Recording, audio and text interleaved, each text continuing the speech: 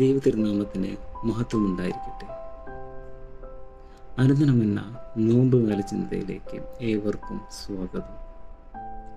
ഇന്നത്തെ വചനഭാഗം വിശുദ്ധ മാർക്കോസ് എഴുതിയ സുവിശേഷം 9-ാം അധ്യായം 14 മുതൽ 25 വരെയുള്ള വാക്യങ്ങളിൽ ഈശോ നമ്മോട് സംസാരിക്കുന്നത് വിശ്വാസത്തെക്കുറിച്ചാണ്.